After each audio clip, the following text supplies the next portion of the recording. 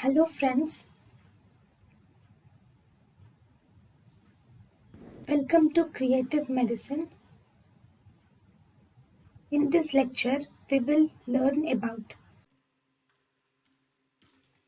Now, in the medical therapy, we have prostaglandin analogues.